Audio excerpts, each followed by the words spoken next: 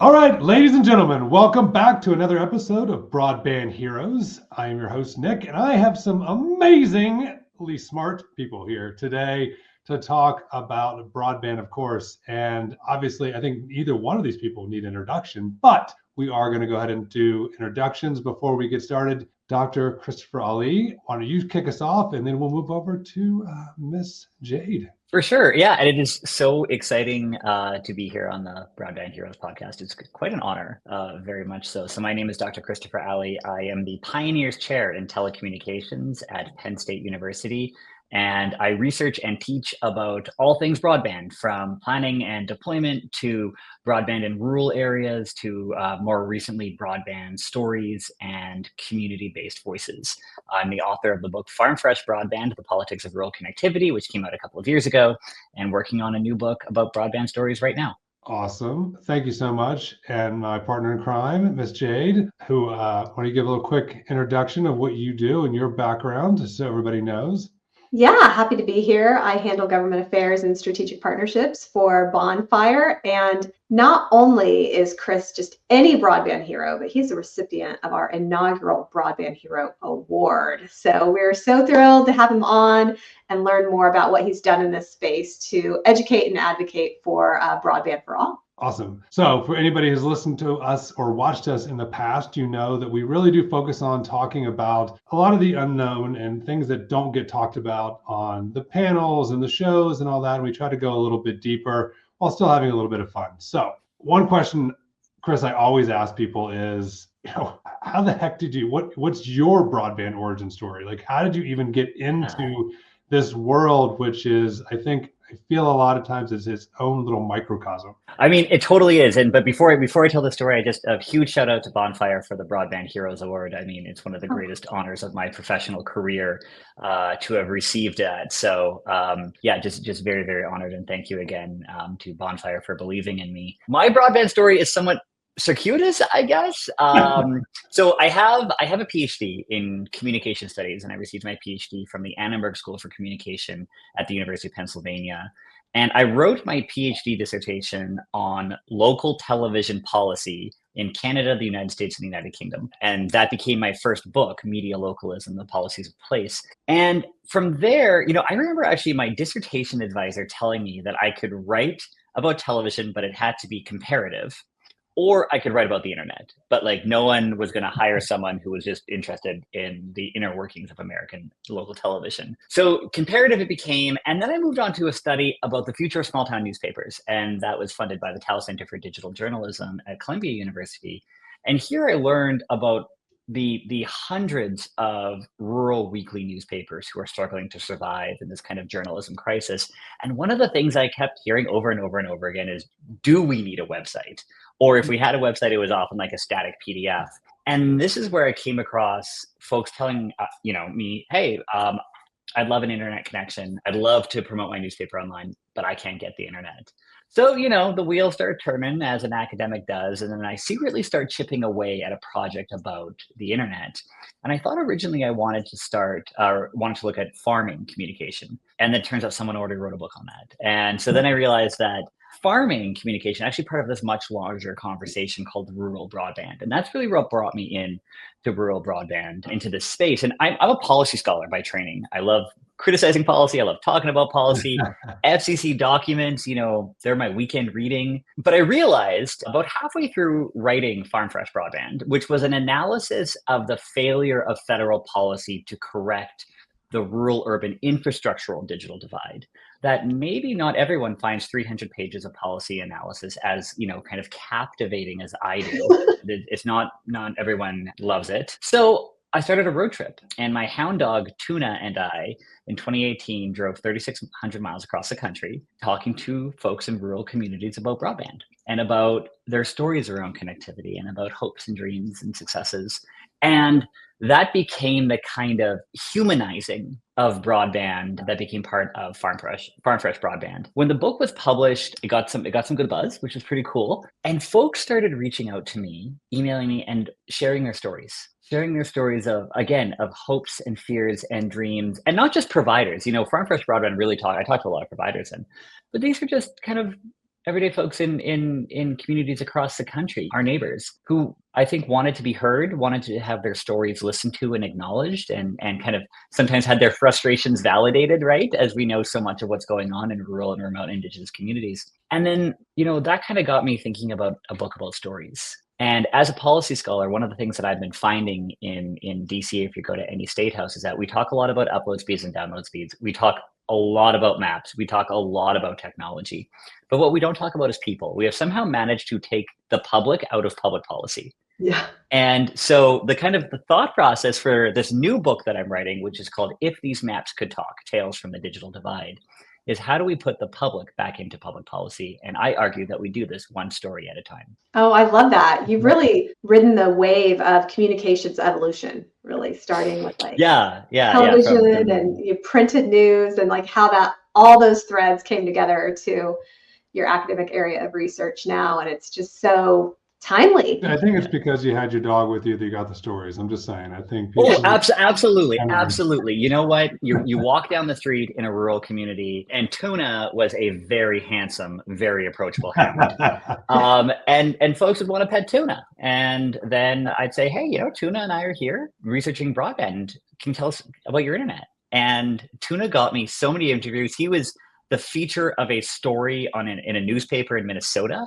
That not me coming to town, Tuna coming to town. Yeah. And when Twitter was Twitter, I kind of was live tweeting this road trip. It was hashtag rural broadband road trip.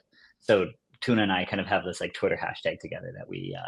That's awesome. Dogs and babies. That's how you build trust in any small community. Before we get into some of the more, I guess, deeper things, I'm curious, what's the one thing that, because you are, you're pretty well known especially in the broadband space, what's one thing that has nothing to do with broadband that would surprise people about you? Well, I feel like my one claim to fame is, a lot of people know this, but I was a competitive figure skater in Canada at the senior Olympic level. Never made it to the Olympics. What? But wow. I tried my best. So I retired from competitive figure skating in 2005, 2006. That is my claim to fame. But you know what it did do? Of all the things that the takeaways from figure skating is that I really learned how to talk in front of a crowd, because if you can fall in front of 20,000 people, you can stand up and talk about broadband in front of as many people as you need to talk about, just so long as you don't fall down. And even if you do fall down, you realize it's not the end of the world. That's true. So let me ask you the question, which is, obviously you are, highly attuned to policy and everything, the chaos that's going on. And I get different answers when I ask this question, but why do you think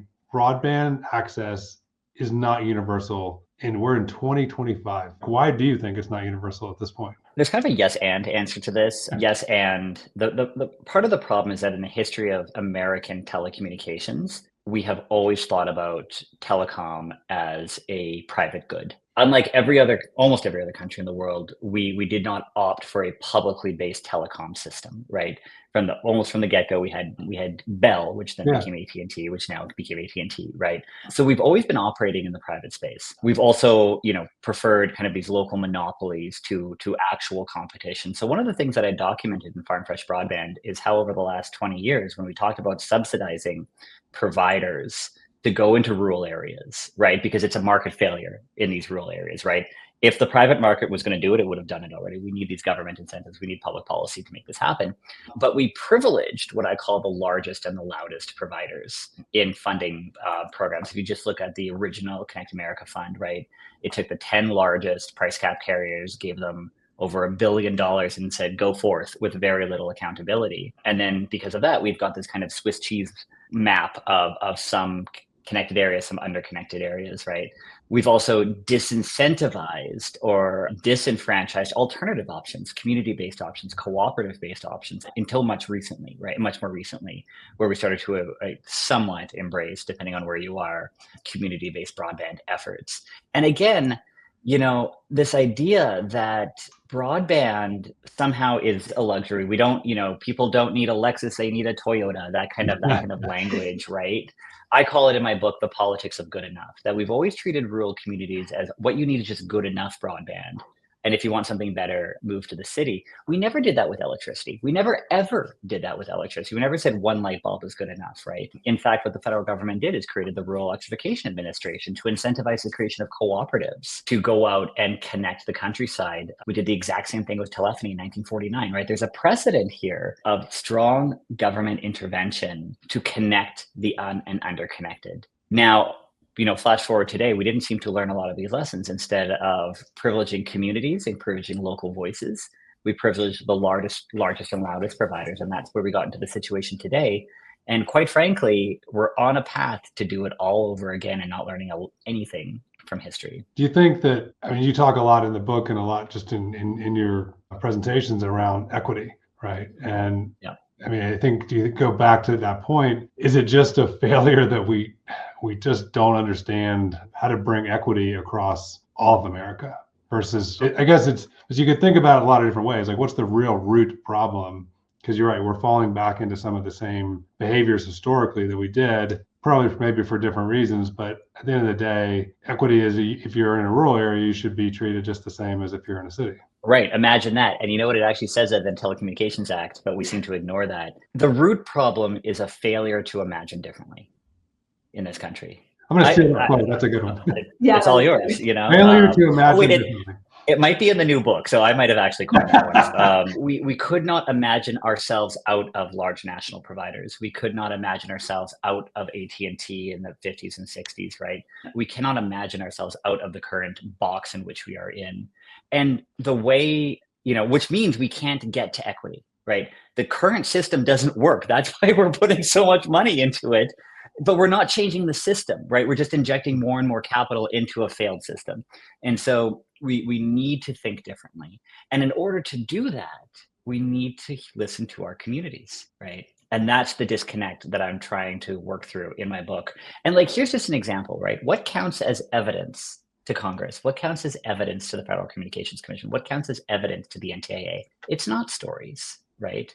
It's the self-reports of ISPs. That's the thing that counts, right?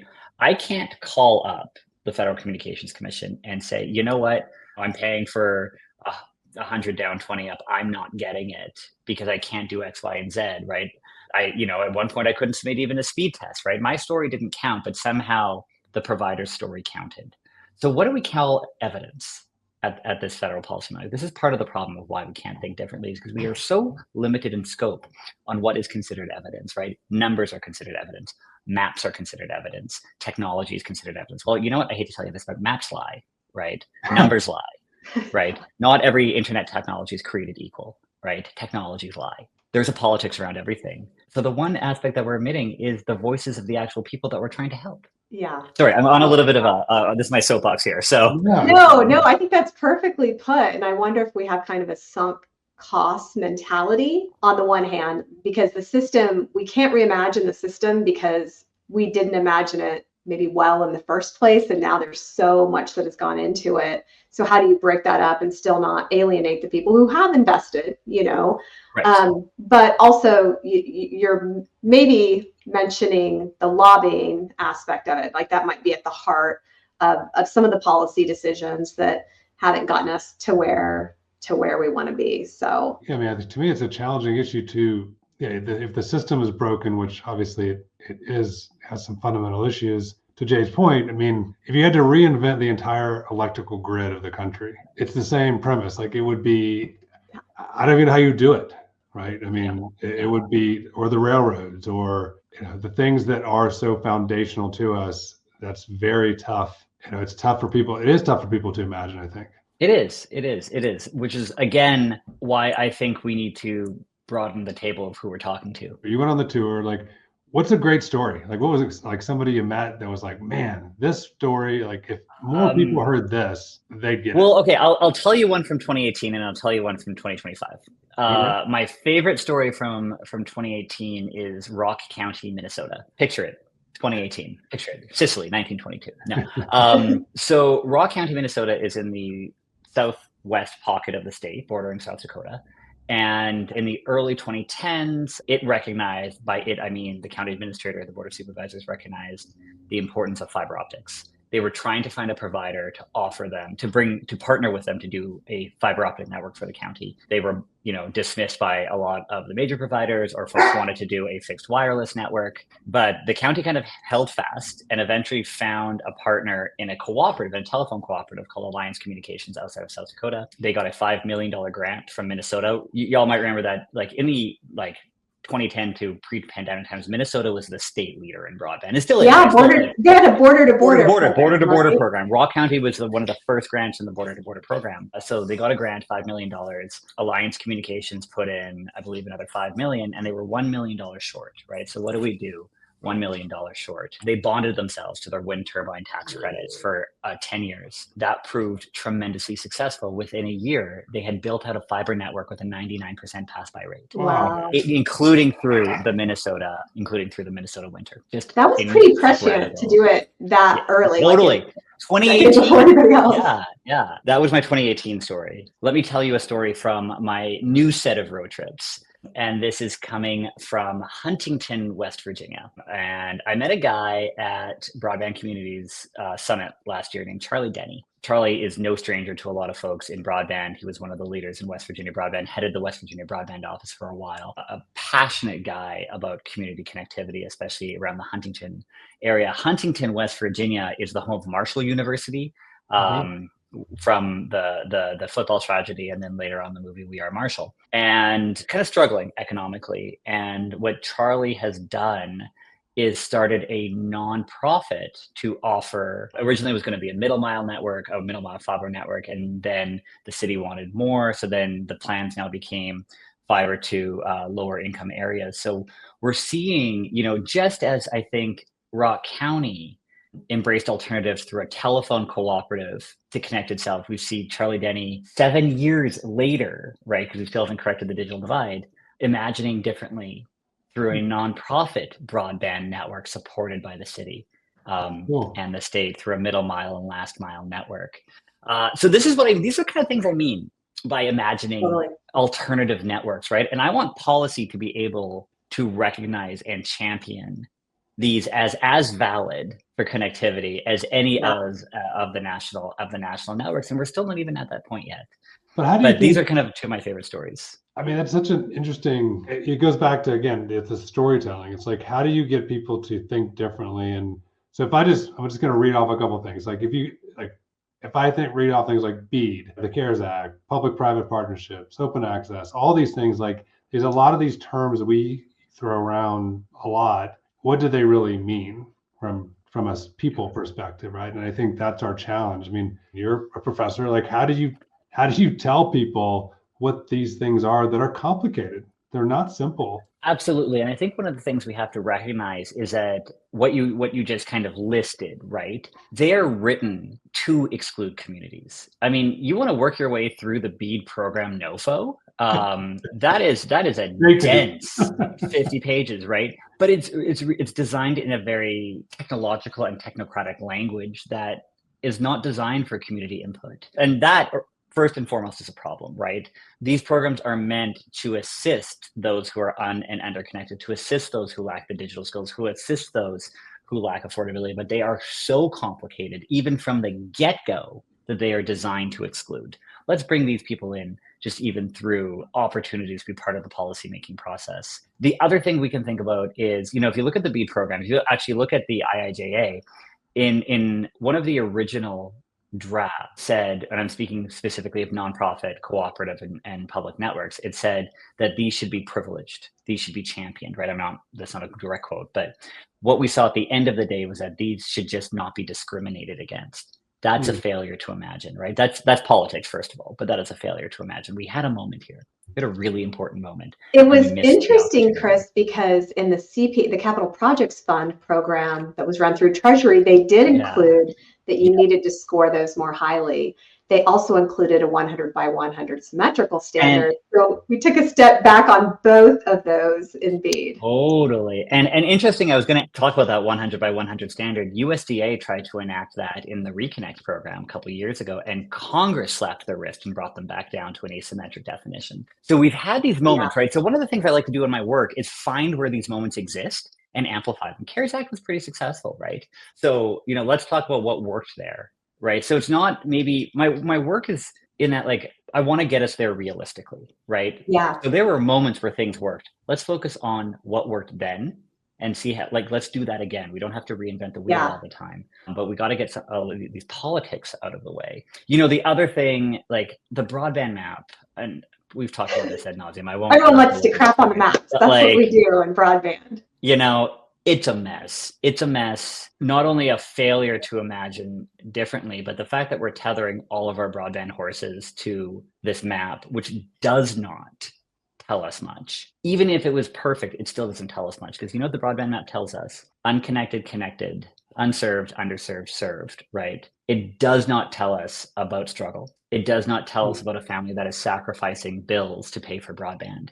It does not tell us about the stretch of a fixed wireless network, right? It does not tell us anything we actually need to know to help the people we're supposed to be helping. And so this is actually this is the way I'm going to start my book, is around telling us and telling my readers, what stories does the broadband map not tell? Which is why the book is called If These Maps Could Talk, because it's really using the broadband map as a bit of a, I'm not gonna lie, a bit of a straw person, a bit of a boogie person in the room. But we're making huge billion-dollar decisions based on, a static look in time. You think is the issue that when you think of policy, there's academia, there's communities, there's private sector. Is the divide, no pun intended, of where people, those different groups play in policy making? Obviously private sector has some say in what's going on in policy because of lobbying. Communities, I think from your book and from everything else, they're not as represented, or they're not as active.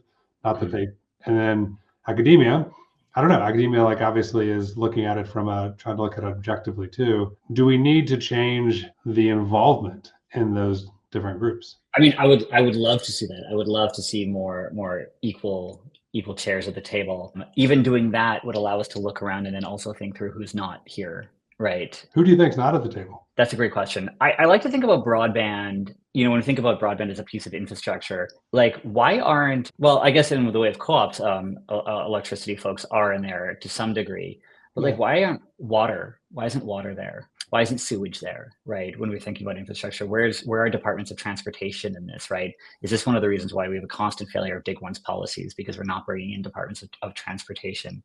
Very selfishly, when you think about even what academics are at the table, it's traditionally economists and lawyers, right? Where are the folks who are doing this kind of qualitative storytelling research? Where are they? They're not at the table, or often not at the table, right? Where are our indigenous peoples? They are seldom at the table. We're fighting again over whether or not we need to have a priority tribal window. We should always have a priority tribal window. This is sovereignty. This is sovereign territory, right? But we're still fighting these fights that we fought for so long. They need to have a seat at the table, right? We identified these 8 targeted communities in the Digital Equity Act, right? Where are they at the table? So much of these programs, I'm worried, are being designed at people rather than with people. So they should be co-designing these programs with us rather than just the recipients, right? Then we're going to get more community buy-in. Remember how much outreach was needed for ACP, right? Yeah. We depended upon community organizations to do the hard work that the FCC would not or could not do. Where are those organizations? Where are faith-based organizations, right? There's all these wonderful community groups that should be part of this conversation, because broadband impacts all of us. You brought up such a good point about the opaqueness of policymaking and how the average person is unable to engage because it's so technical in nature. And that's a failure of democracy, because this is a government of the people and by the people. And I see that in a lot of areas. When I was mayor, it wasn't just broadband, but broadband has that extra layer of technicality that makes people want to disengage and think, oh, it just is what it is. They don't maybe understand their power of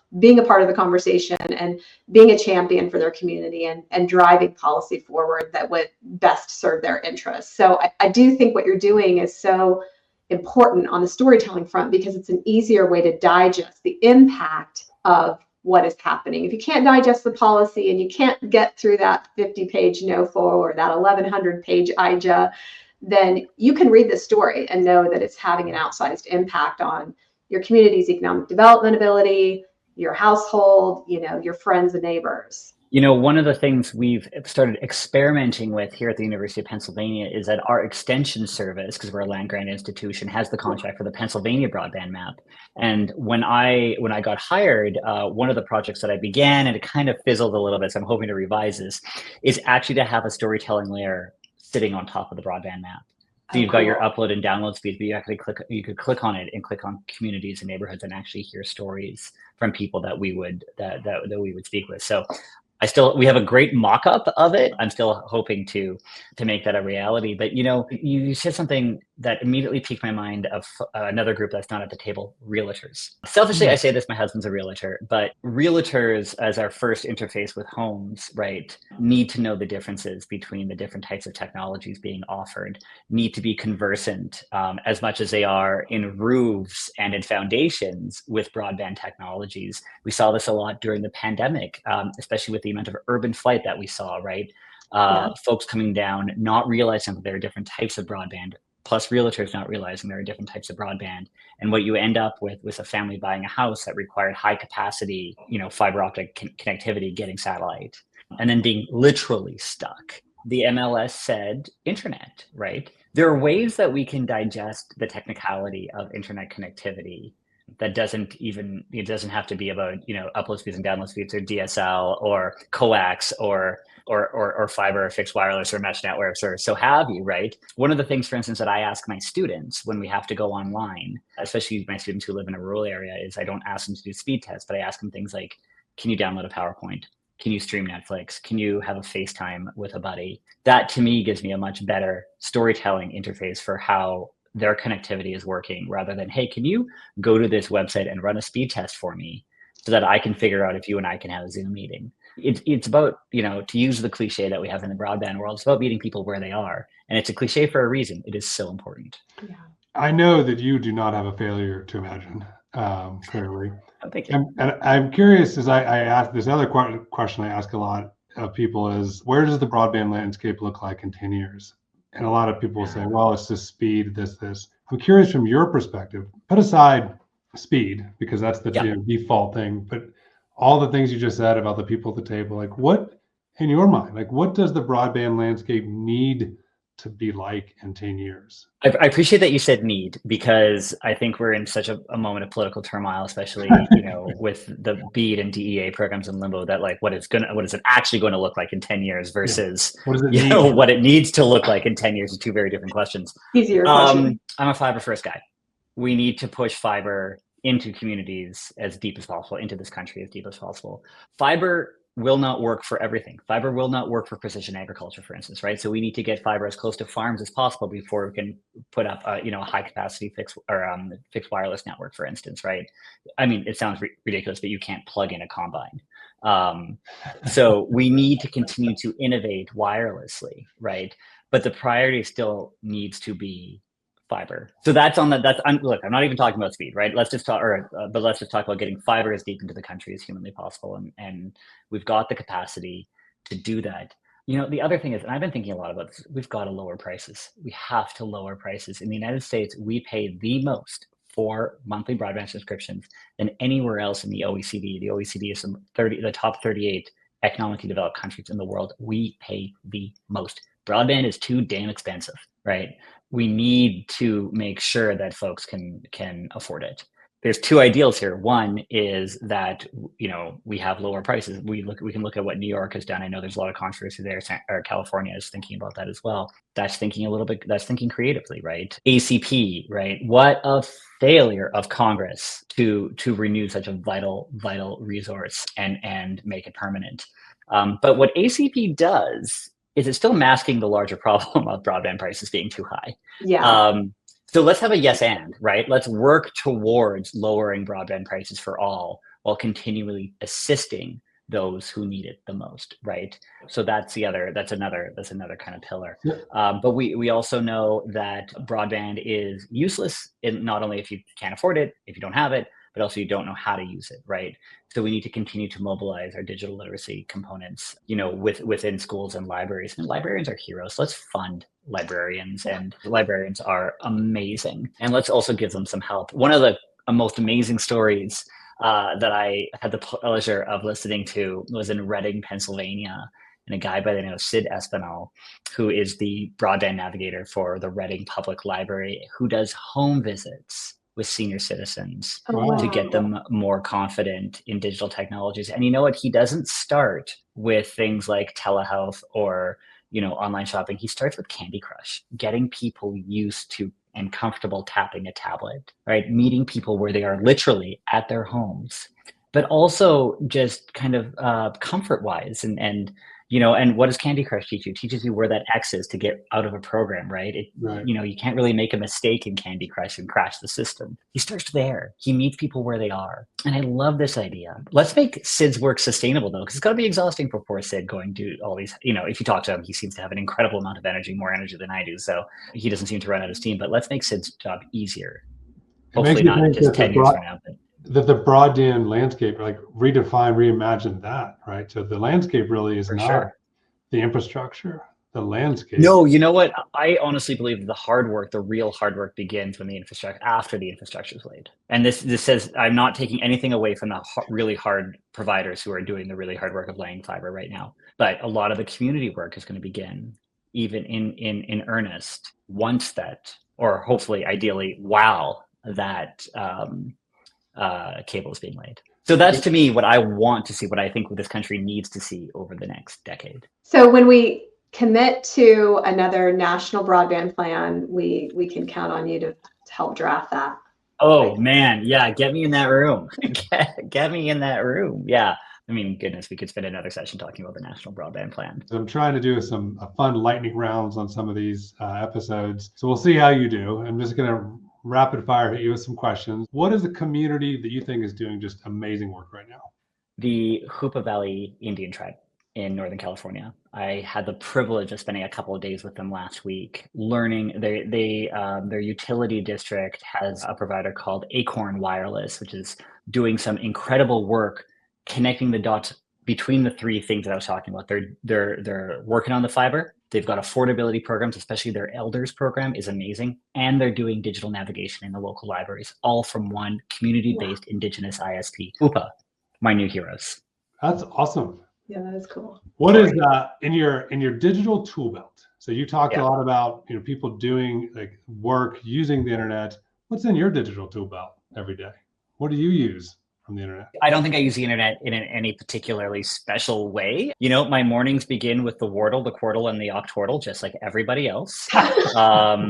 And obviously, the internet is crucial for my teaching. It is crucial for my research. Here's something that many folks may not know about me. I am a colossal Murder, She Wrote fan. I probably watch Murder, She Wrote every single night to go to bed. So the internet delivers my nightly Angela Lansbury. The internet accompanies me on my runs through audiobooks and through my Garmin watch. We live in an Alexa household, so the internet accompanies me there as well. It is very much integrated, for better or for worse, into my everyday life, but it enables, some of the things I love to do most in this world, which is to teach and to read. Yeah. Are you a Kindle or a hardback book? Hardback. Yeah. I definitely go for a Kindle. Yeah, Oh, I'm a hardbacker too.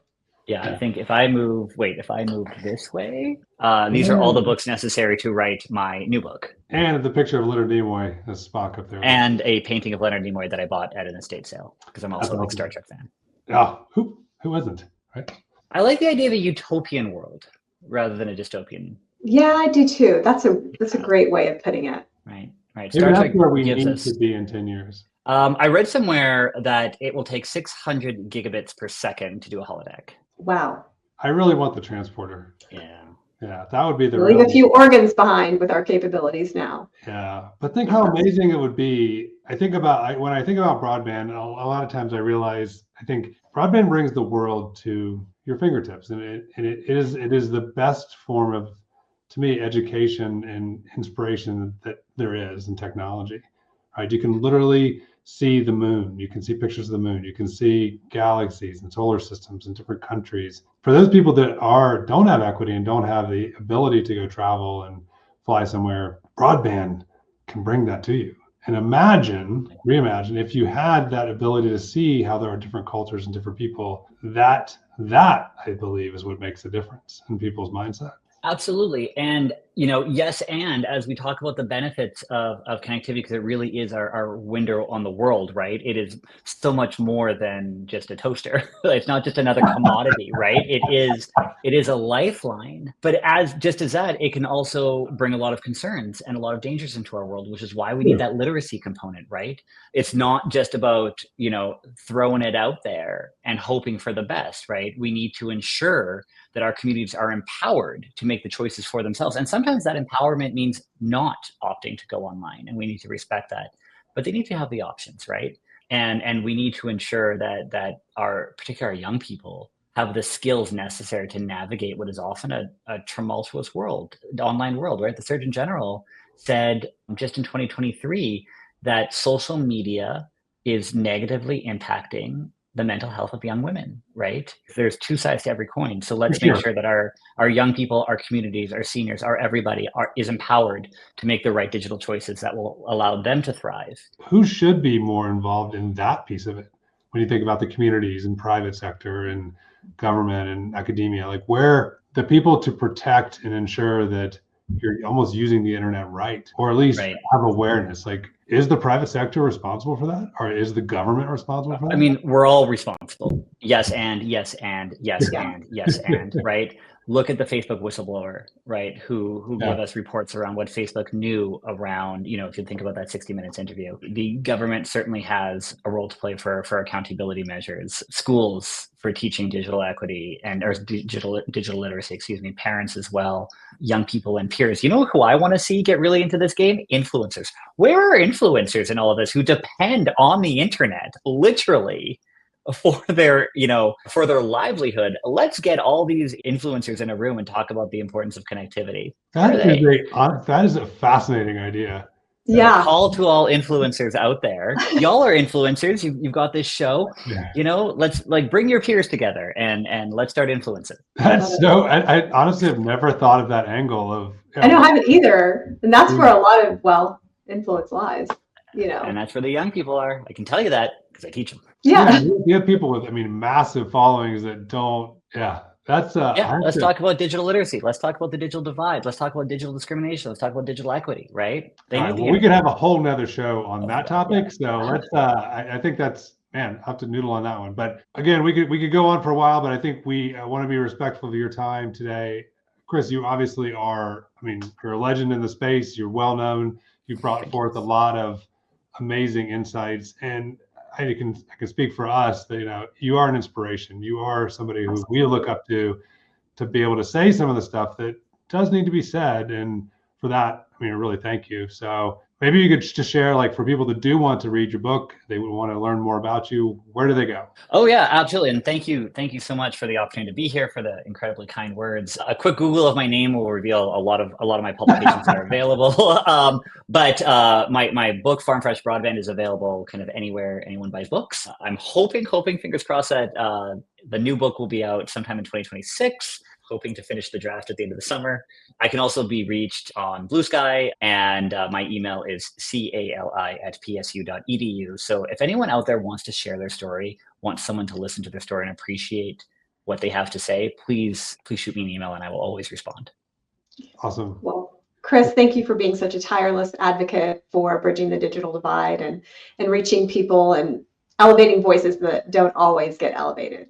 Well, folks, you can catch us on YouTube, Spotify, or wherever you listen to your podcasts. So stick around for the next episode of Broadband Heroes. Thanks again, Dr. Christopher